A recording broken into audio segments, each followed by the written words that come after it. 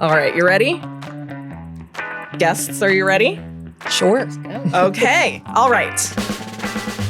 I haven't even practiced anything. I've been a little distracted. I had some children in here earlier from Treasure Valley Children's Theater recording podcasts, and it was so precious. We had we recorded 2 episodes. In one of the episodes, there were 2 kids who sang. So High School Musical is coming out very soon. And they sang a piece from High School Musical. And we in the audience couldn't hear the song or the music because we were feeding it through this so that the kids could hear it. So we got an a cappella version and they were amazing. It gave me chills. And so that podcast we just started recording and that'll come out. The first one will release April 2nd. And so keep an eye out because Treasure Valley Children's Theater is going to start posting about that on all their socials. Okay, so official welcome and intro for this. Hello, everybody. Welcome to the Essence of You podcast. My name is Steph Lokelani, and we are here on our very first episode. We are recording this live. So for anyone listening and watching, if you hear some audience chatter, know that it is okay. They're allowed to laugh. They're allowed to be here. And I want to thank everybody who is here to support their friends and their the community here as well, because we have a great community and I love seeing all these people here to support it. So we are recording this on Pi Day, which is March 14th, 3.14. And I was never really that big of a geek, but then I started working for HP and it became a thing. And I was like, let's do it. And so now every year on March 14th, we do Pi Day. And this Pi Day, we're doing a little bit different, as you can see with the live recording of a podcast. Because in the past, it's been a party and we've had artists come in and perform. But this one, I've always wanted to start a podcast. And I thought this would be the best time to just kick it off instead of waiting around for the perfect time. I was on the treadmill and thinking about canceling Pi Day because I was like, I don't know what to do. And then this idea came up. And that's when I snapped and went on with it. Let's see. I'm checking my little notes. And not all podcast episodes will be recorded live, but this is the first one, so I wanted to kick it off that way. Right on. And now we're going to introduce our guests. We have Karma Metzler Fitzgerald, and she and I met during an Idaho Nonprofit Center shoot. She was the keynote. So this was right after, what was it? COVID. Mm-hmm. It was right after COVID, and so we were shooting in a park. And I was helping the INC team with the shoot. Mm-hmm. And after Karma did her keynote and we stopped rolling cameras, I was like, I need to know that lady. And we've kept in touch ever since then. Yeah, that was good fun. The only keynote that I've delivered on video at a park. And it was my favorite park, Catherine Albertson's here in Boise. So yeah, it was a great experience and a great way to meet you. I agree. Yeah. And I loved that keynote too. I don't remember what it was now, but it was great at the time. Yeah. Well, it was about giving back to your community and serving, leading with your heart, serving the community. I love that. Yeah. And you can find it on YouTube. I think the Idaho Nonprofit Center has it somewhere on their channel. Probably. Oh, awesome. Thank you. Yeah. Okay. And Reham, she and I met in a similar way. It was a video shoot. Reham is a mosaic artist, and she created the most gorgeous piece that you will see at the Wasmuth Center. And if you haven't been there, when you go, if you use the elevators, it's right as you walk out of the elevators, but you can also take the stairs and get up that way. But the piece is huge. And I was hired by the Wasmuth Center to create a video about Reham and about her piece. And so I got to meet her at her studio, and you only had the drawing out. Yeah. I was still working. I think it was in the first month that I was working on it. Yeah. And it's a beautiful piece now. And it was so much fun. We had such a great time getting to know each other. I think, what was that? Like you said, this is one of the longest shoots I've done. I think we were there for like 4.5 hours because we kept segueing. It was hilarious. Yeah, that was fun. And then I had to chop it down to 3 minutes. So glad you had to do that. It is a breathtaking piece. However, it is worth going to the Wasmuth Center just to go up to the top of the stairs. I love my girl. Yeah. Tell us a little bit about the piece. That one was my magical piece is how I think about that one, because it was literally the dream come true of every artist. So one of my besties, Ken McCall, is one of the most amazing metal artists in the country. And he's done a ton of work for Wasmith. And he told me that they had a piece that they wanted us to kind of collaborate on. And so I was like, all right, cool. So he's like, come with me. Let's go to this meeting and have lunch with them. And I was like, all right, we go to this meeting and Dan's in there and he's telling me all about this new building that they're building. And this is like COVID time, right? Masks and everything. And it's like, we're building this new building and this and this. And in my head, I'm like, man, that's a whole lot of detail for a tiny entry table, but like, cool, right? So he's telling me all about this. And then there's this and upstairs this, and there's a classroom. And he goes, and this wall is where we want your art. And I'm like, my what? And he's like, we want you to design something. This wall is 13 feet. And I'm like, what do you want me to design? And he's like, what do you want to make? And I was like, what's the budget? And he's like, what do you want? And I was like, oh my God, this is the coolest thing that's ever happened to me.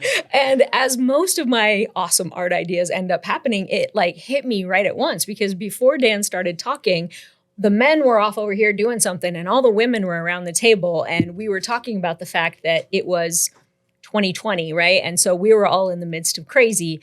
And the conversation with the women was, I'm exhausted because I feel like I'm holding back all the ugliness in the world. And when he said art piece, what do you want to make? The first thing that came into my head was this woman using her hands to just like push back that darkness. And so that's kind of like, I already kind of had an inkling of what I wanted to do. And we left the building and I just was like, blah, blah, blah, blah, blah, all over Ken.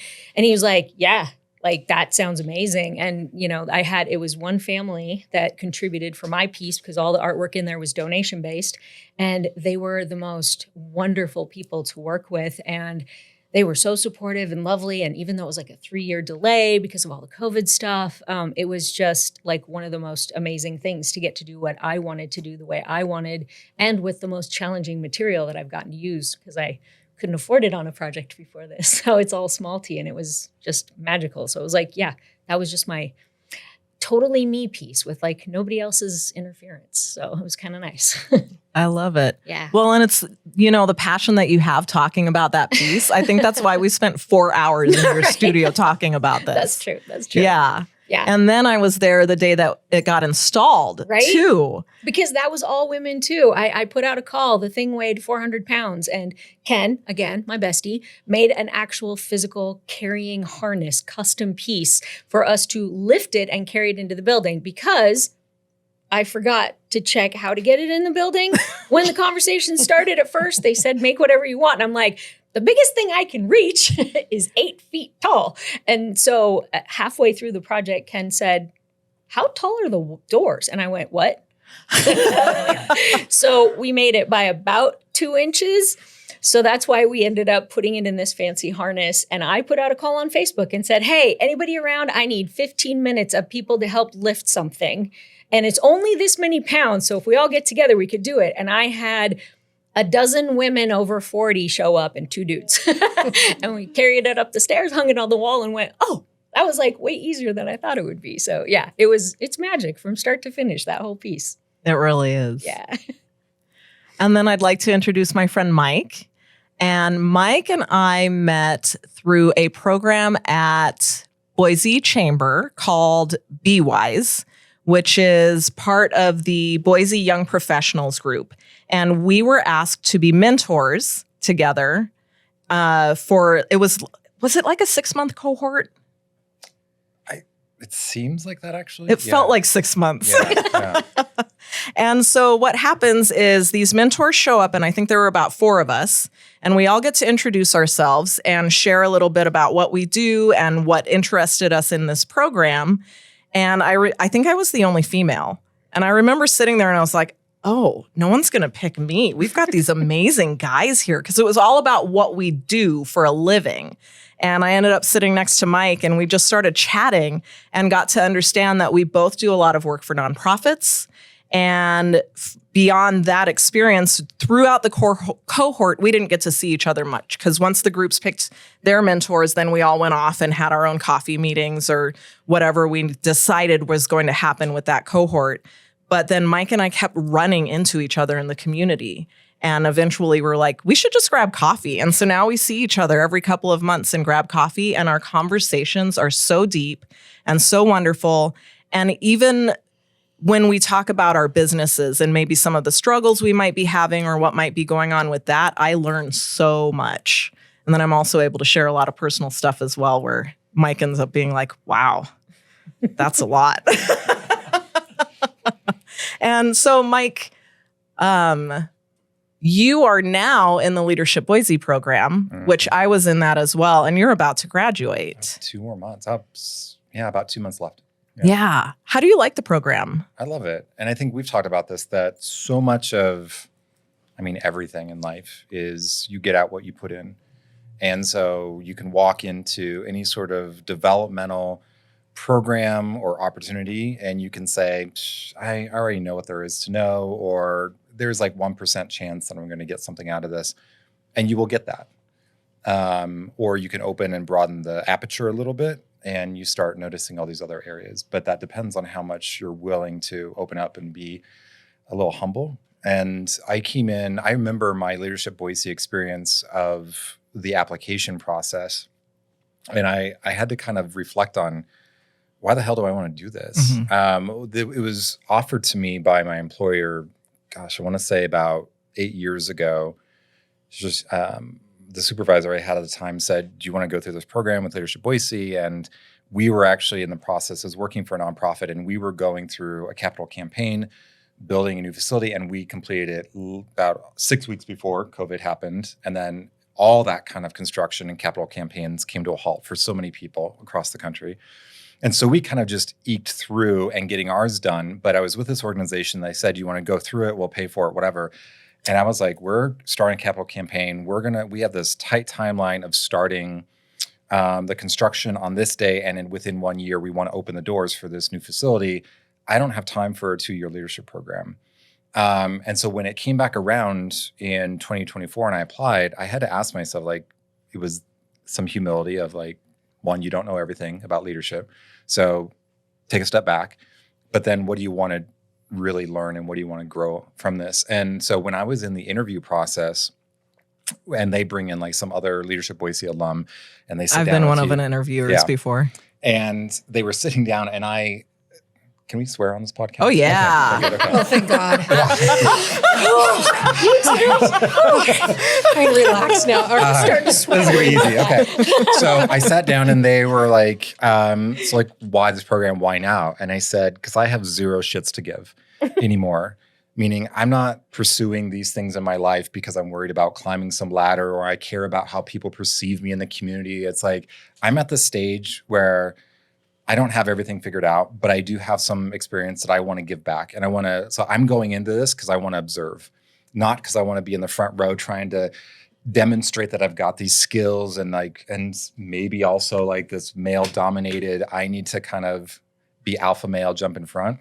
I was I just don't give a shit anymore. As I want to learn, I want to cast everything aside and I've got 50 other people in this program that I just want to learn from and see how they do things and see what their leadership journey has been like and start doing this comparison of oh, that's interesting. I never thought about that nugget. Let me take that from you and you from here, this kind of mosaic piece that you're talking about, and just kind of incorporate that.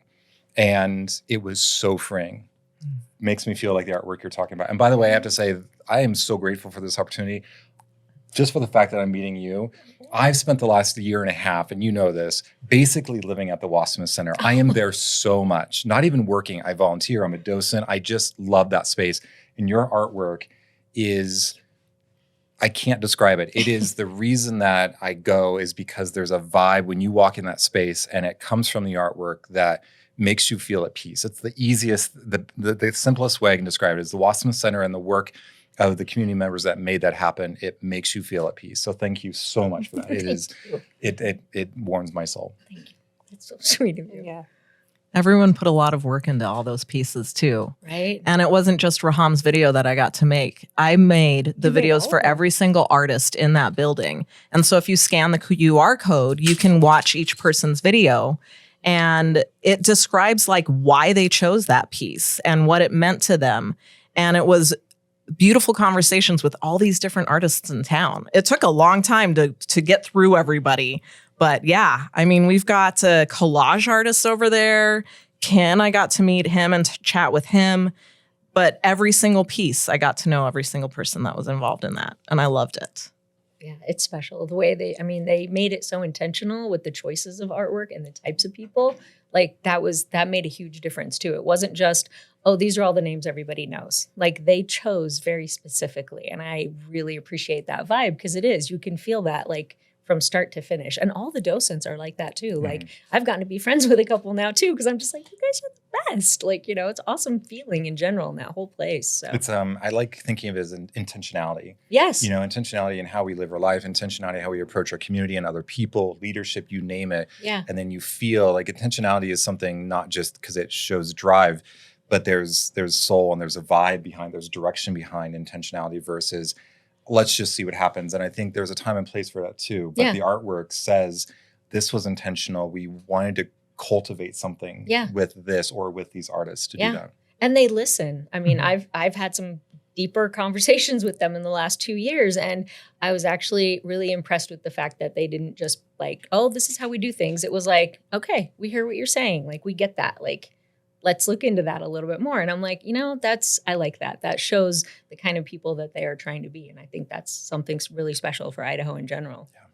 Yeah. I agree. Yeah, we are very lucky to have the Wasmuth Center and the Anne Frank Memorial here. And it's beautiful. And I love that it's in Boise, Idaho. I almost said the F word. Actually, it's my podcast. Boise fucking Idaho. Yes. Okay, so I want to know, and I'm going to start with you, Karma. Tell me about your journey that got you here today.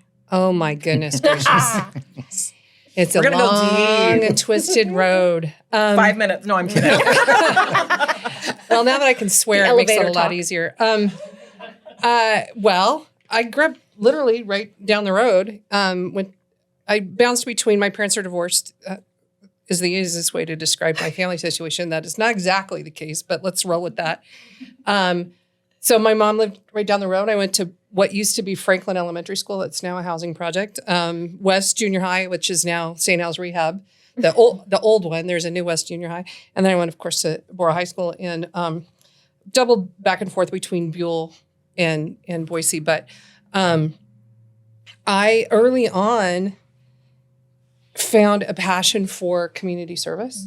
And it was through things like, Bora High Key Club and West Junior High Drama Club and all of the things you did back in the 80s to be involved in your community. And it was where I felt at home. But I also fell in love at West Junior High with journalism. They had a school newspaper. And I will say that there's a pack of us that started in 8th grade at West Junior High. And I think all of us have been published or a book author of some kind 40 some years later. So the Boise school system at the time, and maybe they still do, they had an incredible young journalist program. And so we got to do a lot of great things, even at West Junior High School. And so fell in love with journalism, and I fell in love with community service. Went on to the University of Idaho and followed that same path, and ended up not quite graduating when I was supposed to. But eventually I did get a degree in communications from U of I. But while I was doing all that, I had the opportunity to do things like work for public radio, which has long been a passion of mine. And I got to work on some film projects and TV projects. And I interned at what was then KBCI. It's now KBOI. That's how old I am. Everything has changed their names. But I've just had this passion for telling people stories. And I had a hard time as a journalist because I'd meet these people and I'd want to get more involved and find ways to help them. And how do we, if this guy that I'm doing a story on really wants to be able to do these things. And as a journalist back in those days, we were supposed to be neutral. And the people doing it now get a little bit more involved than we were really allowed to do that. And so anyway, bizarre, long, winding road. There was some alcohol involved. There was stuff. And I ended up, through a bizarre chain of events and the personals in the Twin Falls Times-News, I met a dairy farmer in Shoshone, Idaho. And I moved on to what became about a 10,000-acre operation with about 24,000 head of cattle, and I loved it. I have three of the most amazing people that I gave birth to. One of them is here.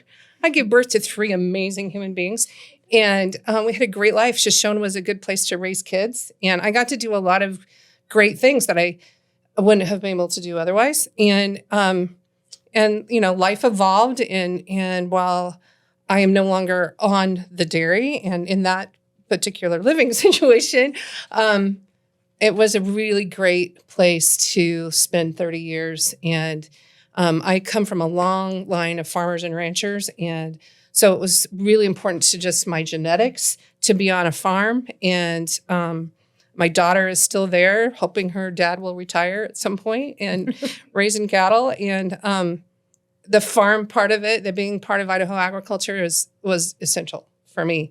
And being connected to the land, that's part of my bloodstream. Now, I will say the ranching part of it, the horse cowboy part of it, skipped me. My children are amazing on horseback. I am not. I am. I cannot park a vehicle larger than a Toyota with any kind of grace. I do only chaos gardening. I come from long lines of people that had these beautiful, pristine farm gardens. That is, they are all in heaven rolling their eyes when they see what I create. But I have a lot of fun. I like to have my hands in the dirt, and that's all part of who I am. But the other part that happened, oddly, through a leadership program, I didn't do Leadership Boise. I did Leadership Idaho Agriculture. Oh. And I loved it. And it was kind of a similar story in that I did a story on them for a magazine that used to be called Ag Weekly. And I'm like, oh, I got to do this. This is the coolest thing. Well, I got pregnant, and I am a great mom. I am not good pregnant. And my doctor was like, there's no way in hell you're doing that. Like, you just stay home and have babies for a little bit, because you're not going to make it through this process. And I'm like, okay, that was valid. But when that child turned 18, I got accepted in the program again. And it was happened to be a COVID year. So a normal Leadership Idaho experience takes 4 months. It took us 3 years to get through. But the funniest thing happened. This senator was speaking. We were in North Idaho, learning about North Idaho agriculture. And this senator from the Coeur d'Alene area was speaking. And she is on the very opposite end of the political spectrum from me. And she was talking about how all those pesky people want us to get vaccines. And I'm like, and she was complaining about those pesky constituents wanting her to vote a certain way. And then she's like, oh, who wants my job? And involuntarily, my arm went. And I literally reached up. I'm like, no, you do not. But it just sort of percolated there. And I'm like, I'd always kind of figured I'd run for school board or county commission or something. So I got home from that experience, and I called my friend who is the sitting county commissioner in Lincoln County. And I said, hey, are you going to retire at any time soon, or what are you going to do? She goes, no, I'm going to stay in for a little bit longer. I'm like, okay, well, great. You do that. I'll run for school board or something. And she said, honey, you will be so bored on the school board. Run for a state office. And I'm like, I'm not going to run for a state office. I'm not going to do that. And so a few days went by, and I was at my home away from home, which is a fabric store in Shoshone, Idaho. And it's called Sally's Back Porch Fabrics. And these are my people. And again, involuntarily, I wasn't even thinking about it, but I walked in the store one day, and a bunch of my friends were there, and I went, hey, so I'm going to run for a state office. And I didn't even realize the words were coming out of my mouth until they were out of my mouth. And my friend turned around and she goes, well, that's good, because Representative Sally Toon's on her way over here because she wants you to run for her seat. And I'm like, what? And she goes, yeah, she's on her way. She'll be here in about, 20 minutes. And I'm like, well, all right. So leading up to that, I had been, and I wanted to circle back around, and this trip, it's a long trip. I'm the oldest one here, so buckle your seatbelts. But I want to get back to your no shits to give thing that Mike mentioned earlier. I'm about 2020, there were a lot of things happening, and, we've lost a lot of our community, not just from COVID, but just technology, and we're not going out and doing things. And both partners in a home are out working full time. And the things that make a community run, there just isn't the people there. But there's those events that brought everybody together. So collectively, a bunch of my friends got together one night and said, what do you want to do? But I walked in the room and I kind of did the same thing. I don't have two shits to give. And I said, here's the deal. I want to make some things happen in this community. You can lead, follow, or get out of my way. But in this room, I'm the motherfucking queen. And if you don't like the way I do it, then get out now, because this is what's going to happen. Yes. And I think when you get to that point of, I'm going to do what I got to do, and your true essence starts coming out, that's when things happen. And so my kind of claim to flames right now is we took from that meeting a need for childcare and created a space in Lincoln County that now, 6 years later, every child in Lincoln County has access to childcare from age 0 to 18. After school programs, preschool, daycare. I have not been there in a couple years actively on site, but I walked in December. We cut the ribbon for the final phase of that and walked in, and it was incredible. It's in Richfield, Idaho. And this thing that I'd had in my head was real. And it was an overwhelming feeling. But at part of that, I can't stand to see taxpayer dollars being wasted. And so we'd been given 4 vans to haul kids around with this program, but they were just sitting during the school day. And I'm like, well, taxpayer supported, and they should be working. And I had talked to the lady at the food bank, and I said, well, who are your clients? What do they need? And she said, well, most of the clients that come to the food bank, and this was pre-COVID, they said, well, they've lost their job for whatever reason. The company closed, they got hurt, whatever. They've lost their job, but the job retraining programs are 35 miles south at the College of Southern Idaho. And in the back of my head, I went, well, that's stupid. Why don't we just take them to Twin? So there I have 4 vans, and I could take people to Twin. So that's what I started doing. And so I paid for it out of my own pocket for a couple months. And I hired a driver, and we got people down to CSI to get job retraining, which was great until my employees were going down there and get job retraining, and they got better training. But so I just developed this passion for how do we find the resources within a community to make dreams come true. So if your passion is about doing healthcare, and the job healthcare training programs are in Twin Falls, 35 miles away, well, let's get you to Twin Falls. Let's figure that out. So putting people with their resources. But the thing that program also did is got people to the doctor's office. And so now we're now eligible for federal funding. They just applied for the big federal transportation grants. If that agency still exists in a few months, we should be able to get that. So again, now anybody that lives in Lincoln County can get where they need to go. And but I have about a 3-year attention span, and I hit the backs on that. 3 is a max for me. And I just needed to do something different. I did run for office. I won the first night by about 325 votes. And 24 hours later, I lost by 88.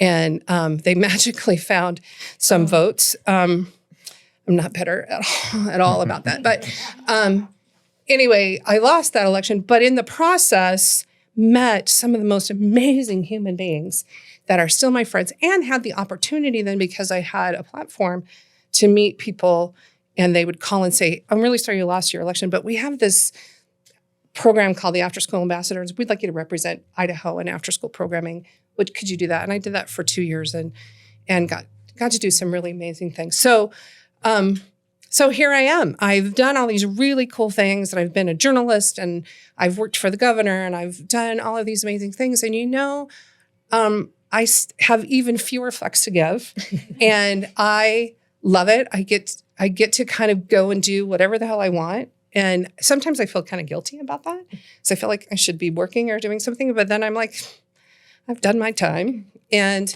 so right now I just look for opportunities to lead when I can. And in the meantime, I have 4 bins full of worms that fascinate me. And I ordered bees, and they'll be delivered in a couple weeks. And so I just like to be outside, and I have, like I said, 3 of the most amazing humans on the planet call me mom. And there you go. I think we're caught up. I love it. Well, and now everybody knows why I asked Karma to be here, because that story is amazing, and you've been through so much. And I remember talking about that election. I can't remember if you were running yet when we first met, but I remember you talking about it, and it just like everything about you just fascinated me. Oh, thank you. And now I'm going to have to come see your worms. Yes. I got And new your ones bees. yesterday. It was very exciting. You know what I do when I walk my dog? If I see an earthworm on the ground, I'll pick it up and go put it in some dirt. That earthworm has important business to take care of. It's taking care of all of us. So yeah, I'm glad that you do that. And yeah, well, really, if it weren't for that election, I might not have even met you. And I certainly wouldn't have met Mike. Mike and I were on the same speakers platform a couple years ago, and that's where we met. And Reham, a friend of a friend had said, hey, there's this great studio in Garden City, and they're having this class. And I had just started thinking about moving to Boise. And so I thought, okay, I'll go to this class with my friend. And she canceled at the last minute. And I'm like, oh. That's tough. So I went anyway. And I laughed so hard. My stomach hurt, my cheeks. We had so much fun. That was our R-rated workshop night. Very It was much. crazy. It was R-rated. And First time ever. And it was hilarious. So much fun. And I got home and I said, I found my people. And those people from that class are still some of my best friends since I've moved back to Boise. So, Oh, I love that. yeah. So it's good. That's amazing. All right. So then, Reham, same question. Tell me about your journey that got you here today. Mine's not as crazy rounded, but well. Yes, it is. Just in a very different way. Yeah. So my mom's from Haley, Idaho, and my dad's from Kuwait. And the story I got was dad was driving through Idaho on his way to New York. Mom was in a white bikini. Dad transferred to BSU from Berkeley. I'm like, seriously, though. So mom married dad and moved back to Kuwait. And they had me. And as mom puts it, I stepped off the plane and boom, I was pregnant. And I'm like, so cool. That was me. So I grew up there until the Gulf War when Iraq invaded. And then I got my butt sent over here. Because I am a dual citizen, because lucky for me, Arab nationality is patriarchal and American is whatever parent you got. So I got both. And so they evacuated us because Iraq was threatening basically to execute anyone who was harboring Americans. And that's all 350 people in my family. So I got here, all kinds of attitude and mouth, and not quite out of high school yet. And nobody knew what to do with me because nobody knew how long that was going to take. So of course, being Gen X and having the mom I do, I had to go to school. So I got sent in. They said, if you were going to school here in the States, we'd have to take you back to being a junior because we don't have any transcripts for you. And I'm like, I am half a semester away from graduating high school. No freaking way you're putting me back ever. So I went and did my GED, high school equivalency. They're like, wow, you're smart. And I'm like, cool. So take an SAT. Yay, you can go to BSU. So I went to BSU. But because in 1990, PTSD apparently wasn't a thing yet, nobody could understand why Reham had a bad attitude and kept getting kicked out of the sub for fighting with people about the freaking war that nobody was paying any attention to whatsoever besides me. So that kind of set the precedent for my life here in the States, basically, is bitching about politics, screaming at people who aren't paying attention, and giving a different perspective. Because honestly, that's my favorite thing about being a half-breed, is that I've seen it from both sides. I've watched America from the outside, and I've now seen it from the inside. And I have the perspective of two entirely different cultures, which people underestimate that. You know, it's like discussing things like democracy. Not everybody wants it. You know, my family back home in Kuwait are begging the emir to become a monarchy. They're like, no, God, enough with the parliament and the voting. Just make some good decisions for us. Like, not everybody wants the same things, you know? And so it's nice that I got to grow up with both sides of those. And Arabs are extremely political. 8-year-olds are reading the newspapers and they're in those discussions. So like I grew up that way. And so I got in a lot of fights at BSU and eventually decided, okay, I'm done with that. So I kind of dropped out and dinked around for a while until I kind of got to this point where I was at like a little bit of a crossroads and didn't quite know what I was going to do with myself. And realized one day that I had been going to Barnes & Noble every day and sitting in the art section, going through mosaic books for I don't know what reason. I'd never done mosaics. I'd never tried mosaics. Came from a long line of artists and teachers, but I was a science kid. You know, my scholarship was for biogenetic engineering, and I lost that because of the war. So I was like, So I'm looking at all these mosaic books, and I finally was like, God, I kind of think I want to try this, right? So I went to my mom, and I said, hey, I have this idea. What if you give me $2,500 and that'll cover my bills and some supplies? Because I think I can make mosaics. I think I would be good at that. And she's like, have you made one? I was like, no, but like, I read a book. Hi, I'm ADHD. Can you tell? Right?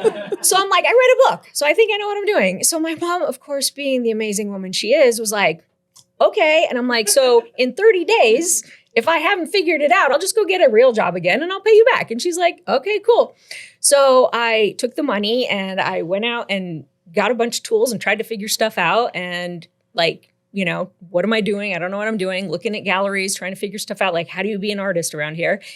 And lucky for me, I got to meet a legend who is sadly no longer with us. Zella Bardsley was on the board at ArtSource. And it was about 3 weeks in. I'd been making as fast as I could make. And I went into ArtSource one day and she was there and I was talking to her and I was telling her like, yeah, I'm trying to be a working artist and everything. And she's like, oh, perfect timing. We're jurying new artists this week. Bring me what you've got. And so in 3.5 weeks, I got into a gallery. And in 3 months, I got into a gift shop. And in 6 months, I got into another gift shop. And so I just kind of kept going. And basically the whole purpose and theory of the way I ran my business, because everybody here knows if you've been to my shop, I'm not that great at that part of it so much. But what I did was every time somebody asked me, can you do this? I said, yes, you can. I have been told I should say, do you want to do this? But yes, I can. So I canned my way into a book that got published in like 2004 and stayed in print for 14 years. And I canned my way into public art, not even knowing what public art was at the time. Somebody that was a really good friend of mine said, I'm applying for this public art thing and it's got a mosaic component. Will you do that part? And if we get the job, we can do it together. And I'm like, sure, I don't know what the heck you're talking about, but all right. So I mosaiced this thing for her and we were finalists, but we didn't get it. So then the competitive part kicked in. I'm like, what do you mean I didn't get it? Why didn't I get it? I'm awesome. What the hell? And so then I was like, well, okay, how do you get a public art thing? So then I was like, okay, now I need to get a public art thing. So the next one, I was a finalist again, but I didn't get it. So then I was really mad. So I got the third one and the fourth and the fifth and the sixth.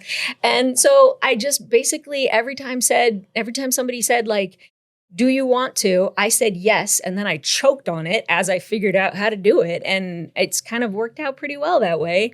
And I found out along the way with a little bit of soul searching that two of my favorite things about this, besides the fact that mosaic definitely matches my view of the world as far as take whatever broken trash you've got and make it beautiful.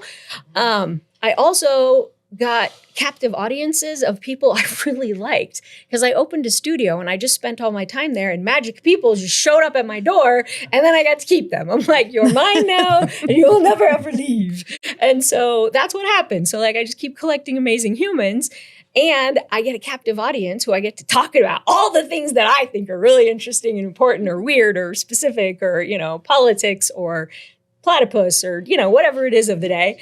And it's kind of awesome. And so I just keep doing it. And I get a lot of flack because I work 7 days a week and everybody thinks that's like a burnout thing. And I'm like, yeah, but like if I'm not working, I don't know what else to do at this point. And when I'm working, I get to listen to books. So like those two things go together really well. And so I do that all the time and it's really awesome. And I got to raise my kids and be the mom that gets to do the things because I worked for myself and I get to make the world shiny and, you know, slowly by slowly, I have an army of shiny makers with me and pretty soon we take over the world.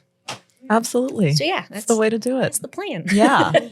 Well, in your public art pieces, if anyone walks down the Greenbelt, they're at various places around the Greenbelt.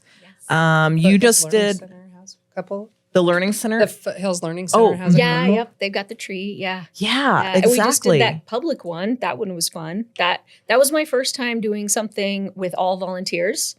And it was really crazy because everybody online, all the mosaic community was like, there's no way that you can cover 100-foot wall, 4 feet tall in a weekend. And we did it in 2 weekends, but yeah, all completely volunteers, all completely donated. We got the whole thing done for like $7,000. That's Yeah. amazing. The grouting took a while, but like in general, the mosaic work and stuff, we got that all done. It was like planned out nicely. And yeah, so yeah, if anybody else has a wall that they want that's empty, I have more materials. Because I actually had an artist that works in nothing but broken dishes retire 2 weeks after we finished that project. And I'm like, oh, now I have a whole nother thing of broken dishes that I can't use anywhere. So please, somebody give me a wall if anybody knows anybody.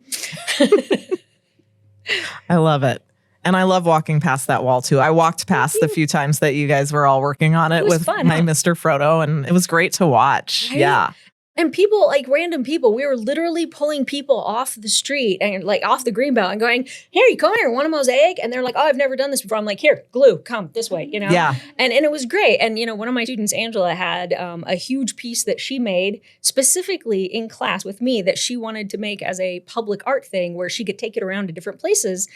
And it's all these picture frames. And I think you guys took a picture. Yes. Yeah, Angela made that and she had it out there and people were taking pictures and posing with her frames. Elephant Teeth, that's the name of the art piece. And it was awesome. So it was awesome. yeah, I mean, everybody got to come down. I had old students that I've known for 20 years and I've had brand new people who took the class because of that. We had one group of women that all went to Boise High together like 35 years ago who were singing at one end and everybody was like singing along with them. And I mean, it was crazy. It was so much fun. Like, I don't think we've had that much fun doing like such a big project before. Like, it was amazing. Oh, I love that. So yeah. And all that happens because you just keep saying yes to stuff and choking it down. Like, Yeah. yeah, there's always complications, but like it always works out in the end. Yeah. It's a good lesson. Right? Mm-hmm. All right, Mike, your turn. What was your journey that got you to this point today?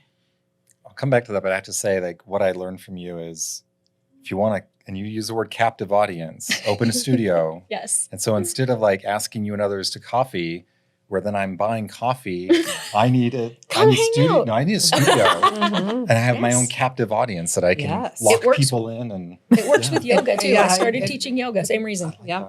Mhm. Yeah. gosh, there's so many ways to go with this. I grew up in Meridian. Grew up on about an acre, raising cows and sheep and rabbits, which don't do that because they just die one day. And bees too. I mean, bees seem to be a reason why they die. So we lost a lot of bunnies. But I grew up, it's interesting because I'm so removed from agriculture now as an adult, but there's something about raising livestock. Doesn't matter how much, what size, but the grind of getting up at 5 a.m.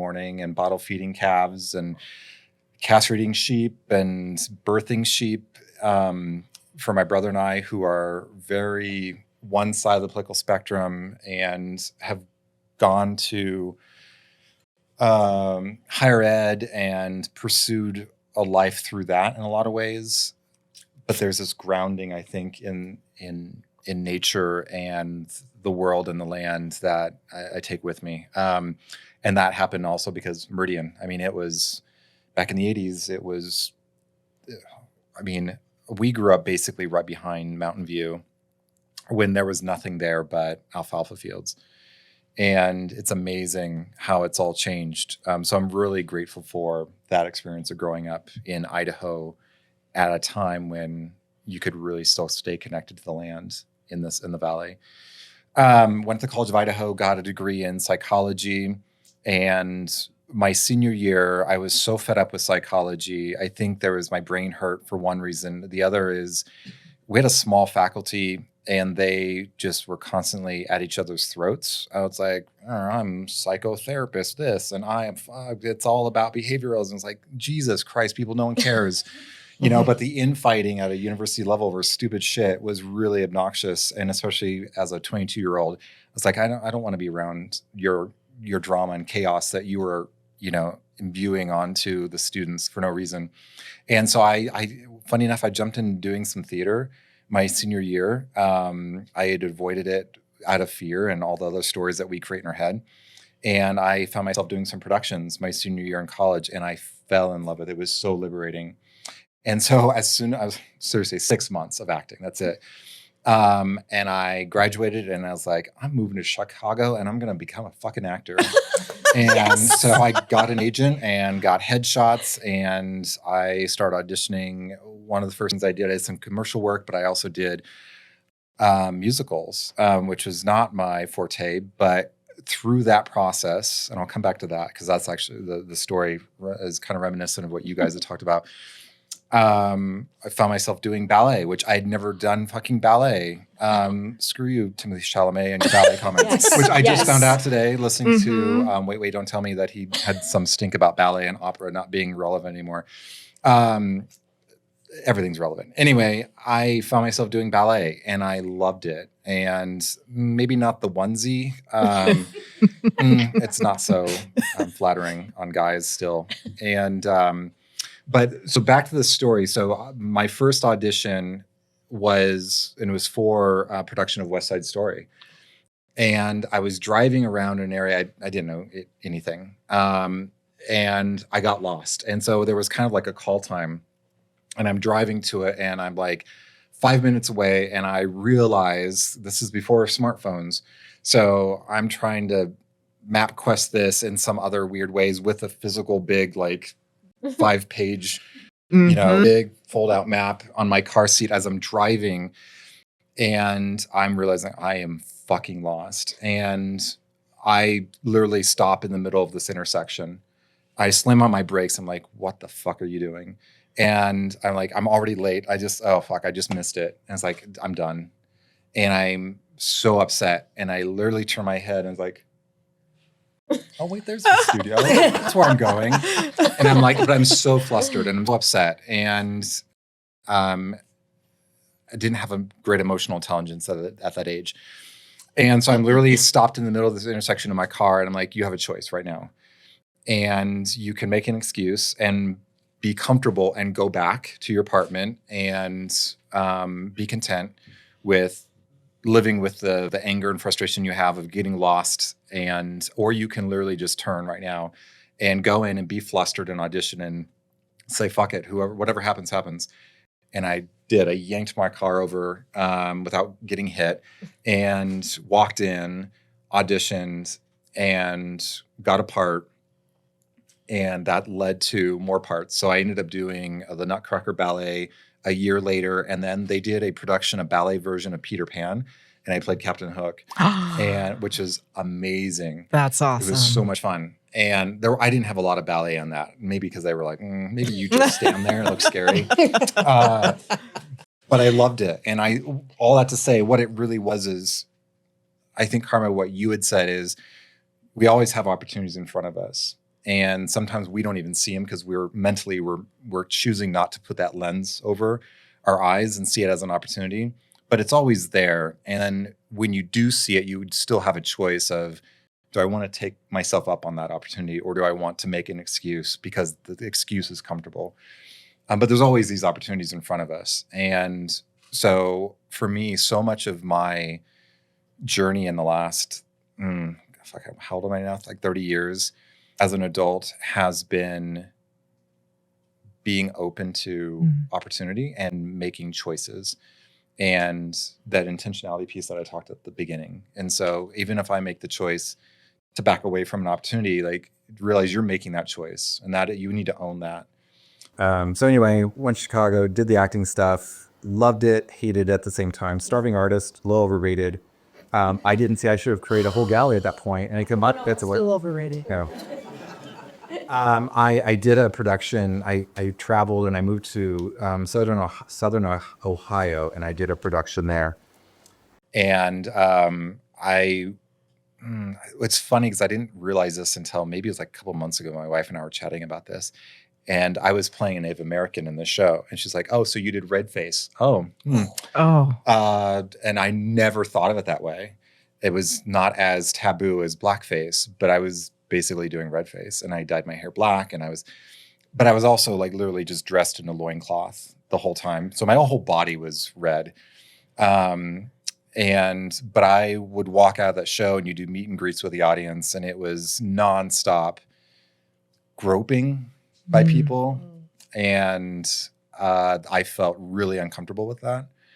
even as a 25-year-old, which I should have been like, hey, this is great. This is free dating. This is before Tinder. But I felt very uncomfortable. I think it was feeling like I had more to give and that I was being seen by this outward shell that did not represent me. And I was doing red face. So that was also not good. And so I basically came out of that production, and I didn't say fuck it, but I was kind of making a living in nonprofits to supplement my acting income. And I did some modeling too. And so I was kind of like, I'm done kind of at least feeling like I'm living up to how other people want to view me in this industry. And but I was loving the nonprofit work. And I found myself at the age of 26 running a nonprofit. I moved up to Wisconsin, and which I loved, other than their winters, which are brutal.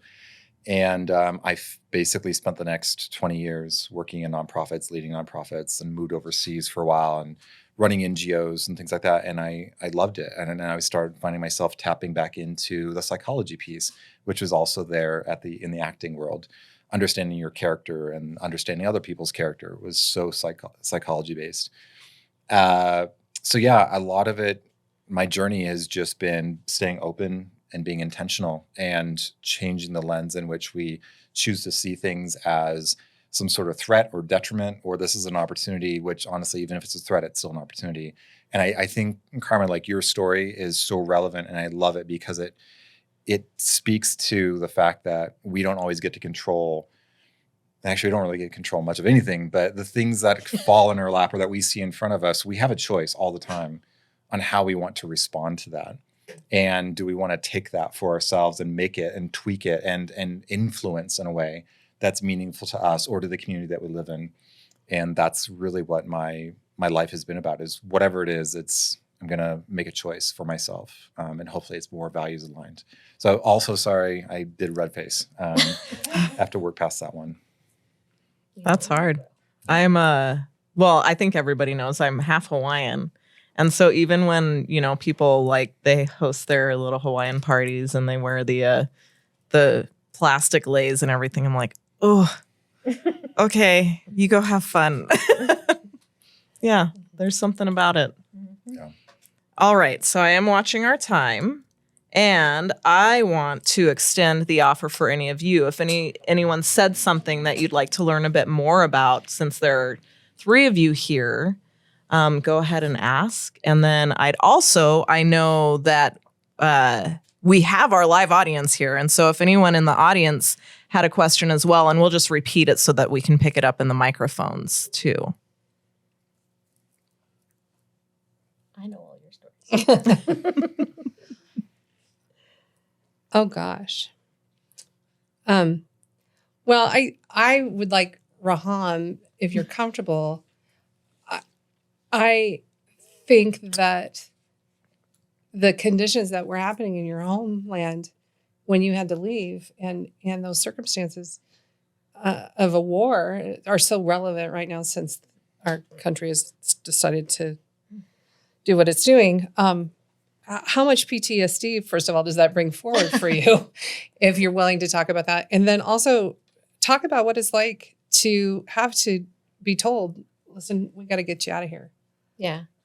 It is. I think I drowned out a lot of that noise of that PTSD stuff with the rage. I do definitely channel that a lot. It was something. It was really interesting because it was funny to see where that crossover happens. Also, when COVID happened, I started flashing back really hard because during the invasion, we had curfews. The shelves were empty in the stores. No one was outside. Everyone was in their house. And like an idiot, I was reading The Stand at the time. Bad choice, because it felt real. And I'm just like, nobody's out there, everybody's gone, And so like, that was a whole nother layer that I was in my head about. But it was weird because at the time I was 17 years old. I had zero fear. God, I'm so sorry to my mother, my father also. The things I did that, like, as a parent now, I'm like, I would have a heart attack if my children put me through that kind of stuff now. But it was more rage fueled at the time. Like I wasn't afraid. I at a checkpoint with them poking me in the head with a gun, and I grabbed the gun and said, "What do you think you're doing? Who does that? Like, how 17 are you at that point? You know?" But that was the reaction, was the anger, the how dare you act like that in my country, you know? And so it was interesting because it was the first time also in my life that I had felt any sort of nationalistic thing, because I wasn't raised that way. Like I was raised by two parents that were very good about like with religion, with nationality, with all of it. You don't take what you're given. You make those choices for who you are yourself, right? So that was the first time, because I mean, at that point, at 17 years old, I was plotting how to get out of Kuwait and get to college in the States faster because I was away from my parents and I'd be in the States, you know? And then all of a sudden somebody tried to take it away and I'm like, no, mine, you know? And so like feeling that was really interesting too. So yeah, there was a lot of that, but at the time it was mostly rage. And then I was out here, and it's the same problem I'm having right now. When all this started in Iran, my first thing was calling. What's up? Instagram messages. Where is everybody? How is everybody? Who's in Iran right now? Because my family does go back and forth. We still have half of our family in Iran.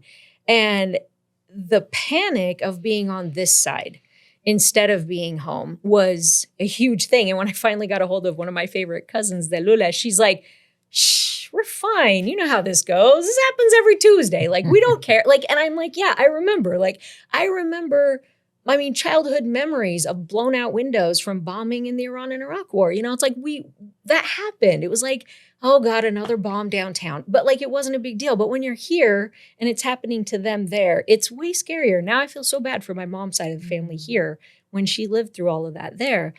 So yeah, now it's so frustrating to be on the outside watching, and mostly I take that frustration out on people on the internet who are, you know, bomb them all, nuke the whole place. We don't need the Sandlot anyway, you know? And it's like, you know, so that's where I channel it, is that education component of you don't understand. This is because of this, is because of this, is because of this. And explaining, because Iran is a complicated one. Yes, they don't like what's happening in their own country, but that's their country to deal with. It's not your business, you know, like you don't get to make those choices for other people. So yeah, the PTSD goes along with the rage, goes along with the very long and complicated history of trying to get past what I consider one of the last two acceptable hates in this country: fat and Arab/Muslim. Those are the two things that are still okay to be shitty about in this country.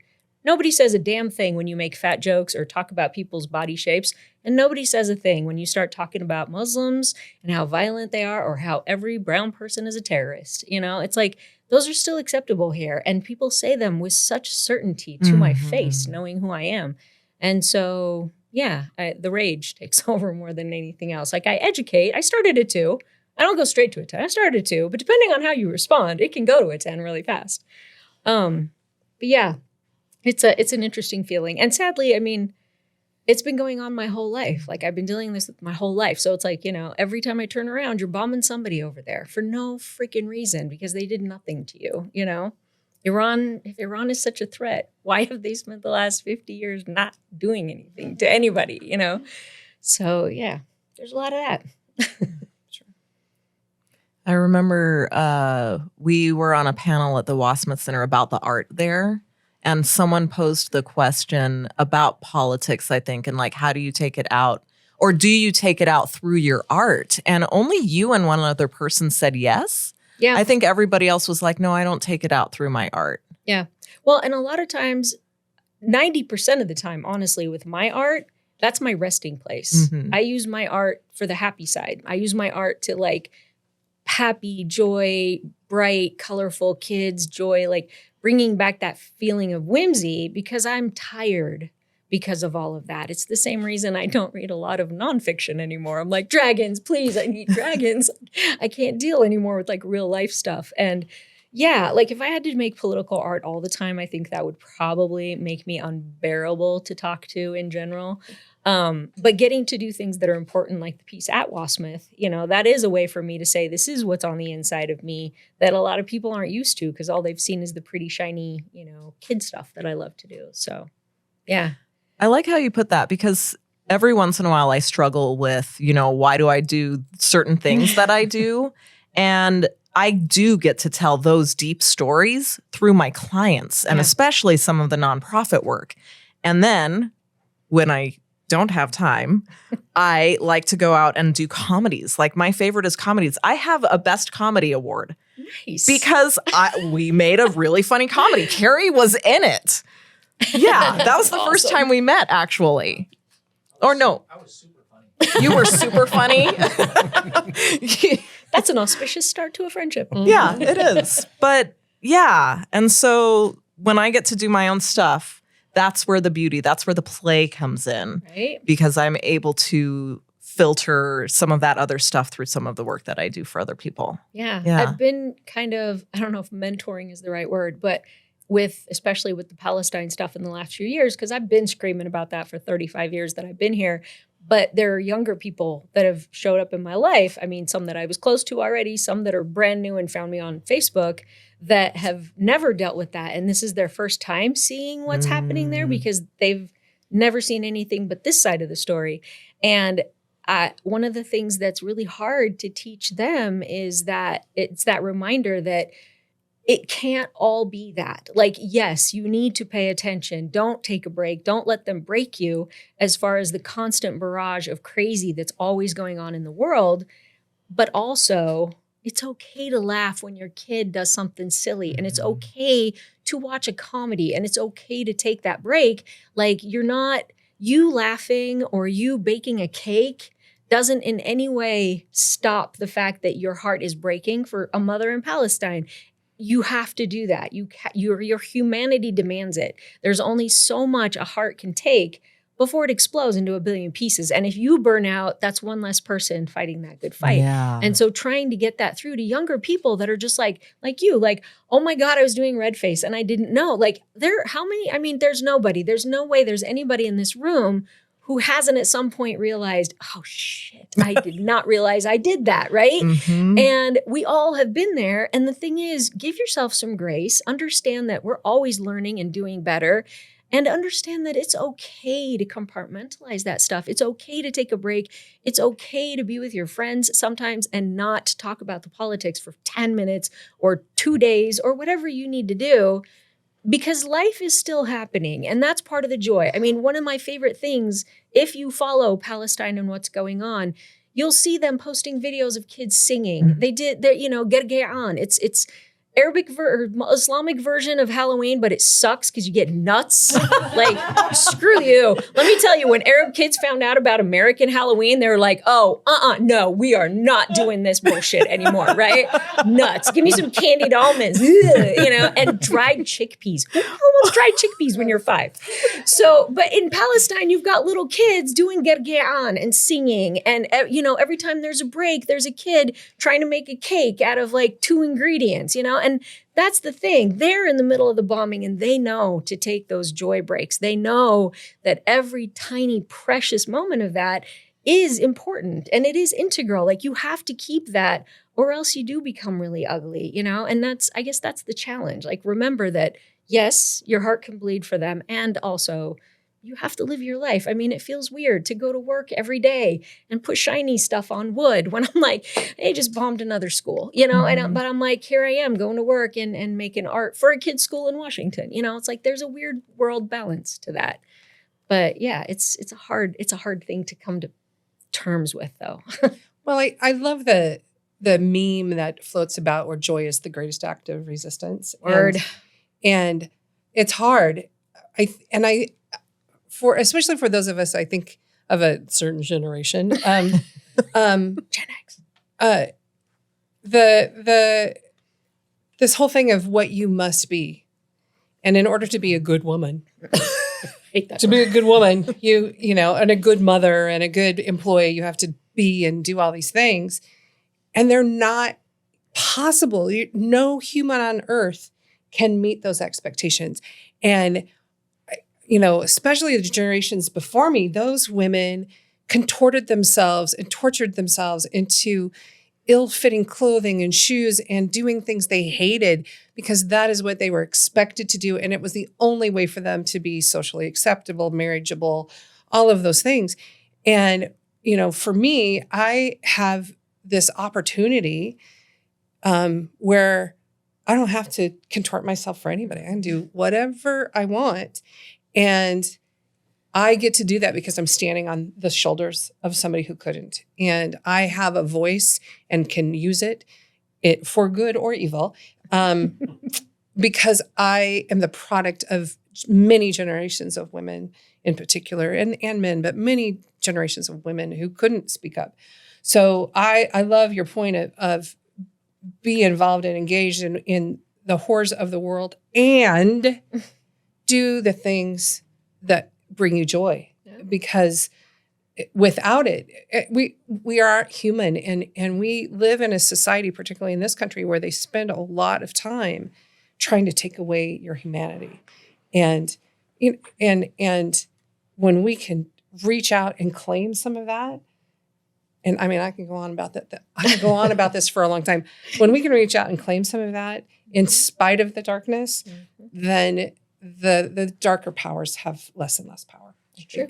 And women have always been good at that. Women are the ones that pull people back. They are the glue. They are the ones that are like, we're still doing Sunday dinner. We're still, like, stop fighting your family, your community, your people. Like, we always do that. I mean, that is one thing I'm really proud of women for, always being the ones that do, like, they'll set that aside when it's important, and I think, that is good. And I like that there are good men out there that are in that same camp. Yes. Thank you, Mike. Yes. Thank you Mike. for being a good man. That just reminded me, I think it's a book that I'm listening to. It's Menopause Brain. Because I need to listen to that book. But she just said something in it about fight or flight. And so men, fight or flight, you go off and fight. Women, they had the children, so they had to figure out, like, I can't just run with some axes or whatever I'm running with. I have to take care of this child. And so then our response to that was to form community and talk and get together with people rather than going off and fighting.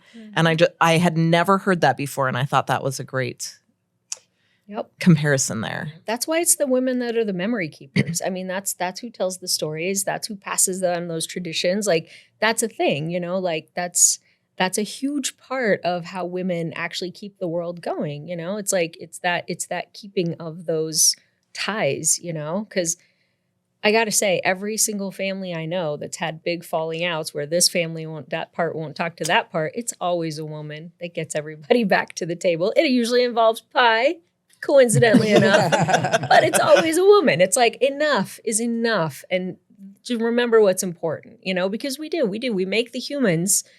And so it is more important. Like, they're not disposable. I built that thing from scratch, and damn it, we're going to fight for it. Like house trained. Yeah. Right? Yeah. So I think that is, we're wired that way, which is amazing. I agree. Yeah, I agree. I've been really studying a lot on two things: matriarchal leadership, which is it's not the opposite of patriarchy. It's not women in charge. It is women, the way women lead, and they lead child and community focused, because that's how you survive.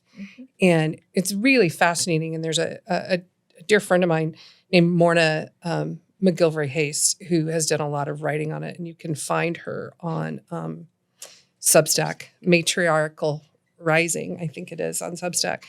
And it's fascinating to see how she's pulling all of those things together. And the other thing, I've been reading a book called Leading with Fierce Compassion. And it's written by Dr. Mary Miller. And actually, Morna had introduced me to Mary, and Mary interviewed me. Apparently, I'm in the book, and I haven't got to that point yet.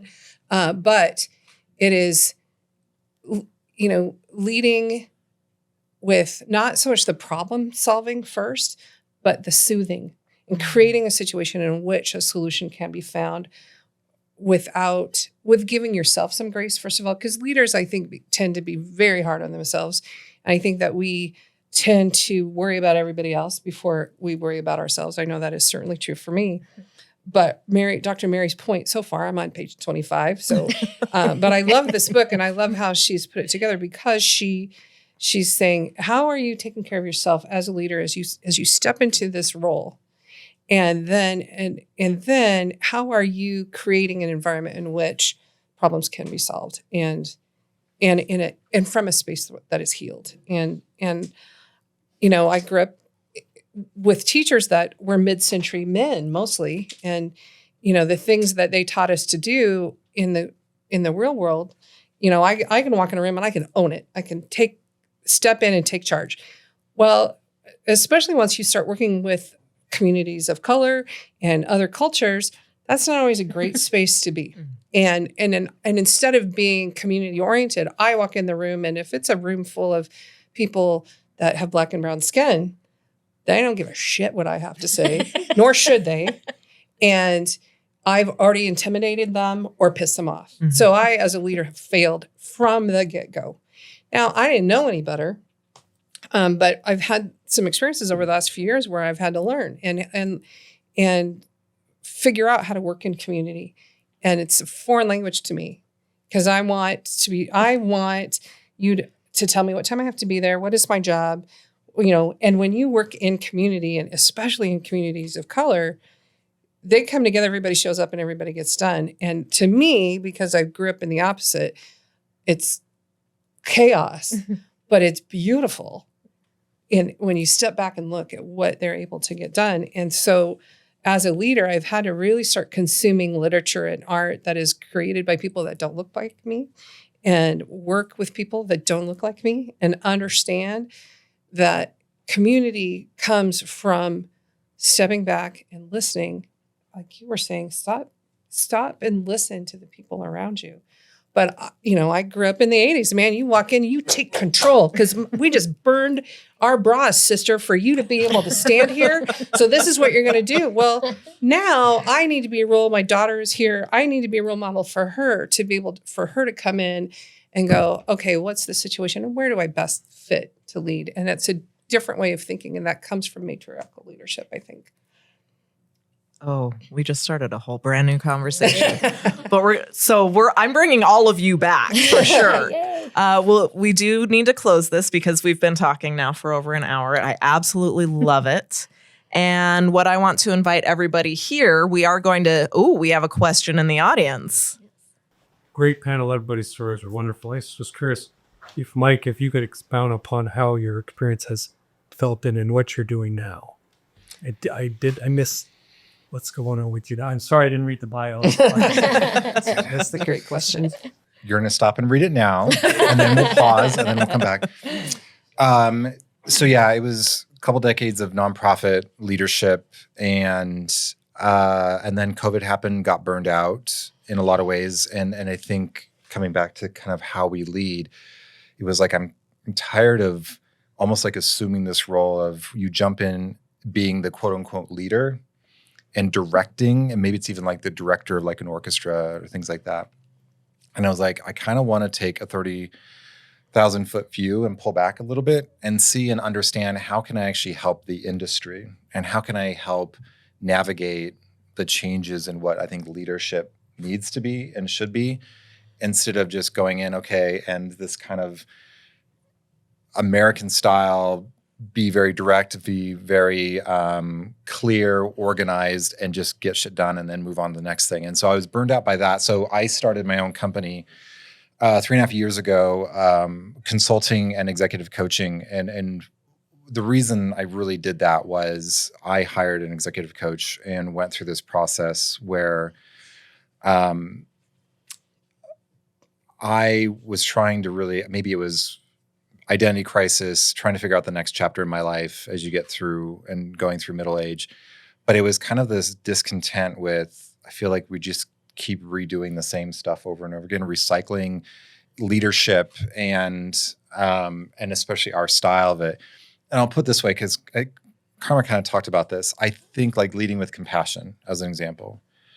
One of my passions is understanding leadership and why we fail at it, which is no one says, oh, great leadership means be an ass to someone else. Great leadership is lead with fear or intimidation or manipulation. And yet we default to it all the time. I mean, honestly, current events, indicative of that. And so I really wanted to understand what is more or less best practice of leadership? What are some poor practices of leadership? And why do we end up gravitating sometimes to the negative, to the poor parts of it? And what facilitates that? But I couldn't do that in it. I needed to kind of take a step back. So the last few years have been diving in and trying to better understand. I've actually got some internships coming up where I'm working with a Leadership Boise Academy student, as well as some Boise State students in the College of Business and Economics, trying to understand why is it with all the training, the education, all the knowledge out there that we, in moments of shit hitting the fan, that we always just go to the worst practices? Why can we not uphold? So that's kind of been my focus of late. Yeah, still with nonprofits, still with for-profits, just and as we kind of talked about, I'm in a master's program for performance psychology right now, which is a lot of the mental, I call it mental fitness, but mental performance stuff, the things that derail us in our own heads. So when we hit stress, when we hit anxiety, and more so when we hit uncertainty, why do we not just fight, flight, freeze, but why do we also, I'm going to make the worst fucking decision I can, and for everyone involved. Yes, It's like, please solve that why one. is that? So that's kind of where I'm going now. Oh, that'll be Nice. cool. That'll Can't be wait to so see that. cool. Yeah, we'll get that solved in like a week. That'll be Right? easy. Oh, totally. We got this. And now you can see why I enjoy having coffee with Mike, because we dig deep into things like that. I know. Yeah. I'm like, what's your schedule? Yeah, I'm like, how do we get into coffee? Right? Yeah. You know, Go if into you all coffee. notice, even the audience, I come in and I stand in the corner. I can't do small talk and I can't talk about like anything. But if you put me in a platform here, if we go grab coffee, like get ready for 4 hours of like, we're going to dive into some heady shit. And I honestly, I'm open to everybody in the audience. Like, I'll buy you coffee because I need, this thing is always running, the gears, and I can't sit still. It needs an outlet, don't doesn't know. it? You just No. have to have the captive audience. Yes. You got to talk. I don't know. I know I don't need to talk. I'm in a learning zone all the time. So I need to word vomit Mm-hmm. and then get feedback. and then just like be like, then you respond and say, that's really fucking stupid. And then you're like, oh yeah, you're right. Yeah. Okay. And then we keep going for another couple Yes. hours. Yeah. Yes. So, I love The that. best part. Yeah. I think a regular session of word Right? vomit sounds amazing. Actually, Yeah. with this crew for sure. I think we just renamed the podcast. I think we did. I don't like that. Good. There's always room for one more podcast. Oh, absolutely. Anyone else have any questions? I don't know how much further longer you want to go, but I was just curious, as I know Reham's answer, but specifically, are you guys working in nonprofit? It's like right now, community is such a huge thing, and like I feel strongly that how our society, specifically in the U.S., is built is to push us away from community and knock us off that path. And I would like to be more involved, but I'm burnout. I'm tired. I am physically chronically ill, like mentally chronically ill. And I just wonder for you guys jumping in head first, like, do you ever have imposter syndrome, and how do you push Every day, every I moment. just had it today doing my speech at the Capitol building. Yeah, I had that bad. Yeah. What a great question. First of all, do you want to take it first, Mike? Okay. So first of all, every moment of every day, I live in imposter syndrome. Driving, I live half a mile away, and it was a wreck of half a mile. Like, why would she ask me to come here? I don't do anything. I play with my worms. That's all I do. And but in the nonprofit world, I'm on Val, who's here, my friend who's here in the audience. I've already dumped this on her, but the nonprofit world in this country, and maybe in others, but it's so turned around because we expect the people that work in nonprofits to do it for nothing. Mm-hmm. And you're going to go out and change the world, but you cannot collect a salary. You cannot pay for advertising. You can't pay your people. And it's just fucked up. And trying to figure out how to do the work. Sherry Baber, who has left but was in the audience, she funds these two huge nonprofits, and she essentially self-funds them. And there is no reason on earth why that is sane, but that is what all of us do. I mean, I know Reham donates more art to every nonprofit in this town. Every school, anybody that asks gets a donation from her, and she should be in galleries. She should be in commanding billions of dollars for her work. And if you find, and the vast majority of her work is found in nonprofit situations, which is lovely. And also, what the hell? And so I have had to step back from nonprofit work, and because I did a lot of grant writing, and I love the thought of figuring out how to get money for a cause that I love, and grants tend to be the way you do that in the nonprofit world. But I look through my grant search engines and I'm like, okay, this is going to be great. We can figure this out. And I sit down, and then I get physically ill at the thought of having to beg for money to do something standard, like, I don't know, pay an employee a reasonable salary. I think we really need to have a conversation in this country about exactly what you were asking about, of how are we funding the things that are important? Because nonprofits run the universe, let's be honest, especially in the state. Yeah. And why do we place so little value on the time of those that are doing it? Because all of us are burned out, and all of us are doing exactly what you're doing. I mean, I can't sit still, and I often have sewing in my hands for this reason. And there's a great book and a movie and a TED Talk called Uncharitable. And I forced Val to watch it the other day. And what he talks about is this very thing of why do we insist that nonprofits have to run on the kindness of our neighbors? And to your other part of your question, community building is my thing. That is what I do. And right now, more so than ever, we need to have community. We need to have people that we can reach out and touch, because we spend so much time as keyboard warriors. And it's great. I mean, I'm able to talk to people on the other part of the planet that I don't get to talk to, and that's great. But do I go next door and talk to my neighbor? No. Will I text her from my living room? Yes. That's ridiculous. That is ridiculous. And so I really think one of the things that I'm trying to do more and more is, how do I, within my own home, create sanctuary? And first of all, for myself, but secondly, for the people that are in the front lines to be able to come to my home and relax, and then have this community there. Because those of us that are doing the work, and we're on the front lines of everything, every moment of every day, we need to have a place to shut down. And for right now, and for my friends and family, I want that to be at my home. But I see it happening. I just saw a thing on Facebook today where a woman's like, I don't see a lot of people that know how to cook from scratch anymore, and groceries are so expensive. What would you guys say if I started teaching cooking classes? And I'm like, absolutely, yes. You should do that, because we've gotten away from that. And this is a step onto my soapbox, so buckle your seatbelts. But here's the thing. We used to do things together. There's a great book called Bowling Alone, and there's the movie that goes with it is called Join or Die. And I didn't know that existed, because I've been saying this for a long time. And then I saw the movie and I'm like, oh my God, see, I'm right. I was right the whole time. If you live in this country and you want a democracy, the way that it works is you have to get involved. And the way it used to work was we bowled together, and we did Rotary in the afternoon together. We were in church group together or whatever.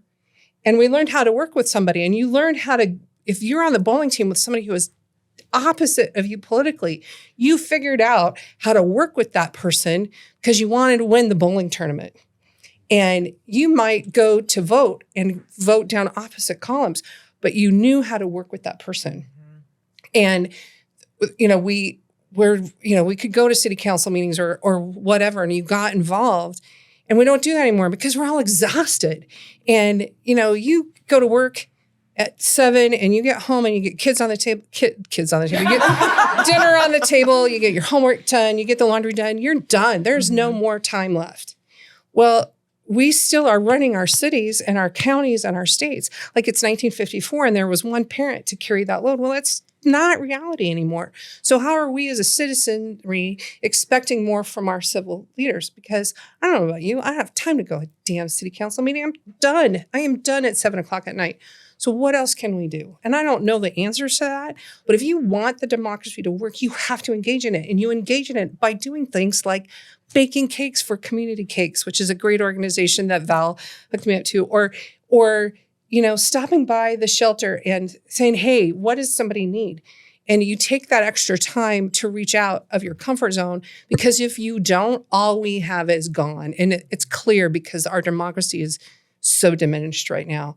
And that's the way the evil parts of this world want it. And I preach all the time, for every hour that you are protesting at the Women's March, you better be at a nonprofit giving exactly another hour. My kids can tell you, my oldest daughter wanted to march at one of the first Women's March. I said, that's fine, you go march. But then you go march your ass over to whatever nonprofit and you give that time back, because you have to do more than protest. You have to do more than being a keyboard warrior. You have to get yourself in the front lines. And that's where change happens. But if you're just going to sit back and go, I'm not involved in politics, you can kiss my ass. That is not the way this is going to work. You got to get involved, and you have to do things, and it doesn't have to be complicated. Go have coffee with somebody. Take soup over to your neighbor. Do you even know your neighbor? I mean, I could go on about this forever. Do you know your neighbors? Most of us don't anymore. Patty, my daughter, is in the process of making big baked goods for all of her new neighbors. That makes me so happy, because that's how you build community. It's the little things that are seen as cliche and cute. Go do those silly things, because that's where the magic is, and that's where democracy changes. It's hard to hate. It's hard to discriminate against people when you know people. Yeah. And it's hard to hate your neighbor when you actually know their name and you know their story, you know their background, you know their quirks, you know their struggles, and you realize those struggles, oh, wow, that's actually very similar to my struggles, even different time, place, what have you. First, I love that we're now doing a 2 to 3 hour podcast.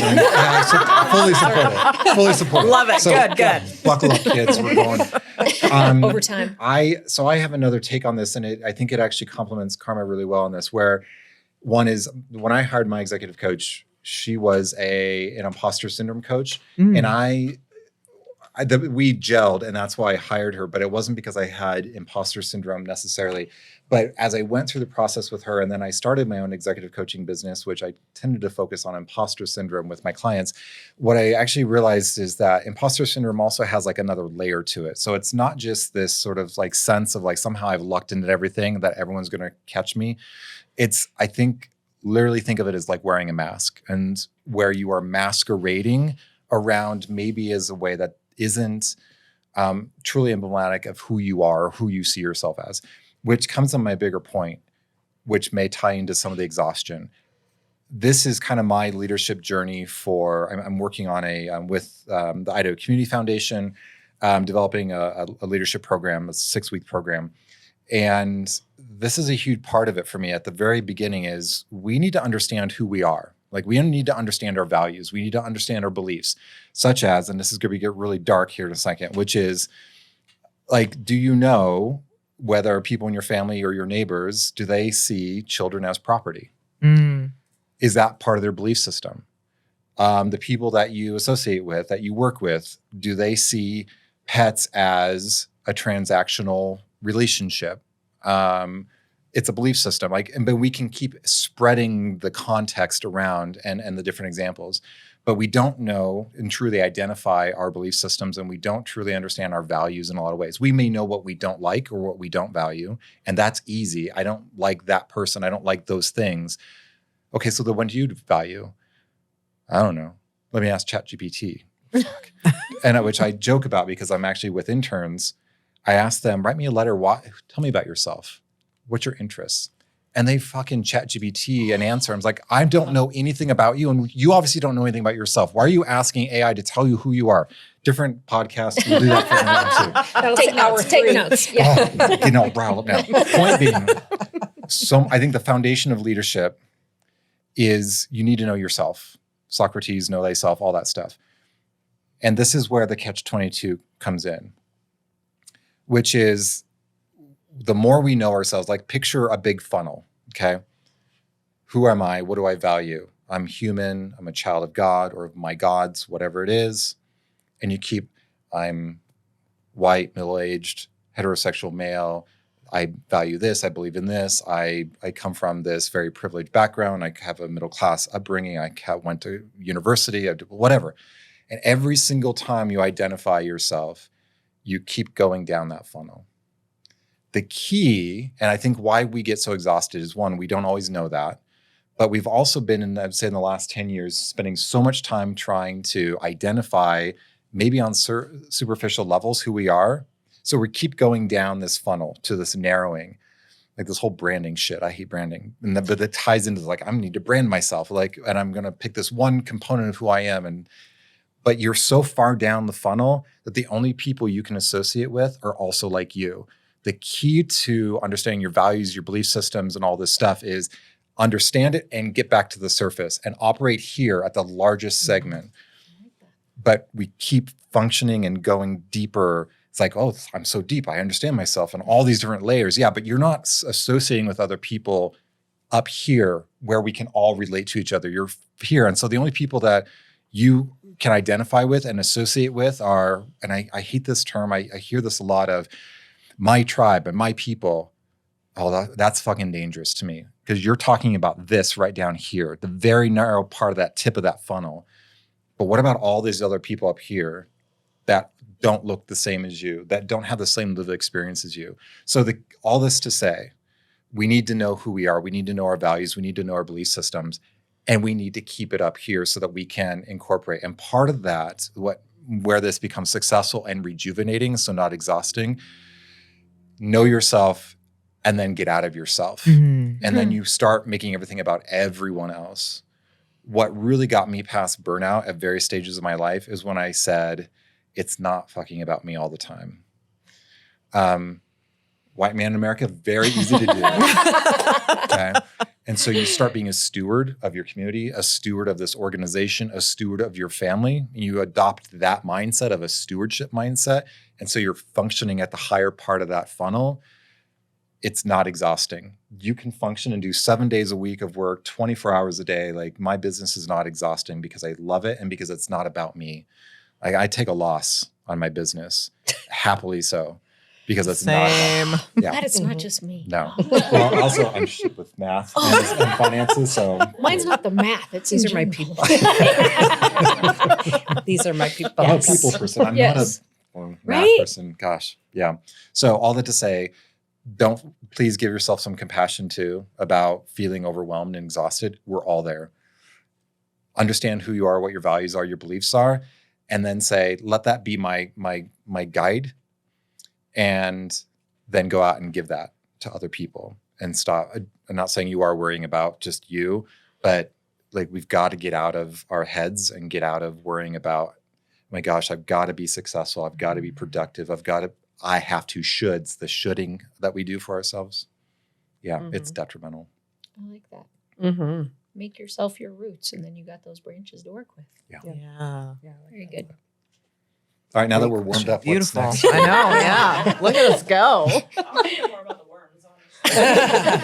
Oh, Ari, wait till you see her house. You're gonna be there one day. You'll love this place. Yeah. I have a great house, and but it's that thing of creating sanctuary, and it is, and being lucky. I mean, a lot of it's just a very privileged position, but it doesn't matter if your sanctuary is, a 2 foot by 10 foot space.